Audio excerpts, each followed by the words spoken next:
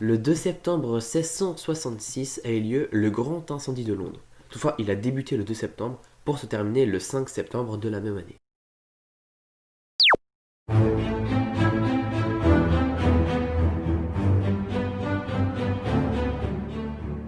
Alors ce qui s'est passé, c'est que ce feu s'est déclenché dans une boulangerie et il s'est rapidement propagé, notamment grâce au vent. De plus, l'architecture de l'époque, elle est assez favorable à des incendies puisque les rues, elles sont vachement étroites et il y a énormément de maisons qui s'entassent. On parle d'un entassement archaïque de maisons à Londres à cette époque et en plus, elles sont construites en bois. Bien que ce soit interdit, puisque le bois il a un très faible coût à cette époque. Or, 1664 et 1665 c'était des années très pluvieuses, et 1666 donc, l'année du grand incendie, c'était une année où on était en pleine sécheresse. Dès que le feu se déclenche, on a les pompiers de l'époque, c'est pas véritablement des pompiers, c'est une milice de Londres qui s'occupe de veiller à ce qu'il n'y ait pas de feu, et ils vont devoir aller chercher le maire. Le maire, en gros, c'est la seule personne habilitée à dire on est obligé de détruire des maisons pour empêcher la propagation du feu. Or, ce maire-ci, il était un peu désemparé vis-à-vis de la situation, il n'était pas préparé à ça, et il aurait déclaré fi une femme pour l'éteindre en pissant dessus. Cette réflexion est vraiment déplacée, puisque c'est le mercredi seulement que le feu va s'éteindre alors qu'il a débuté le dimanche. Alors ce qu'on estime, c'est que 10 personnes seulement seraient mortes de ce grand feu qui a duré 3 jours.